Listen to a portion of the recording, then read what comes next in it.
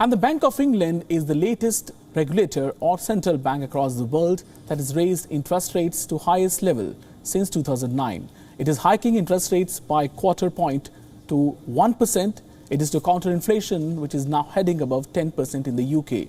Now, despite calls for a rise to 1.25% from few MPC members, Bank of England's 9 rate setters voted 6-3 for the rise from 0.75% to 1%. The economy has recently been subject to a succession of very large shocks. Russia's invasion of Ukraine is another such shock. In particular, should the current very elevated levels of global energy and tradable goods prices prove persistent, this will necessarily weigh further on most UK households' real incomes and many UK companies' profit margins. Nevertheless, given the current tightness of the labour market, continuing signs of robust domestic cost and price pressures, and the risk that those pressures will persist, the committee voted at this meeting to increase bank rate by a further 0.25 percentage points to 1%.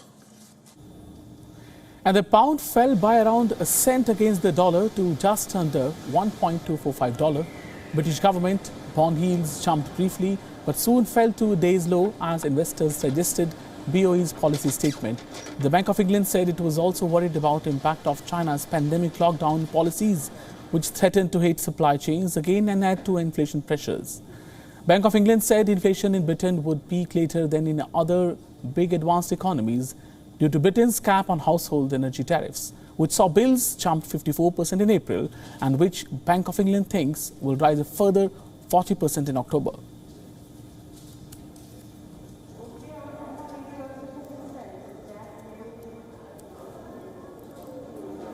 WION now available in your country. Download the app and get all the news on the move.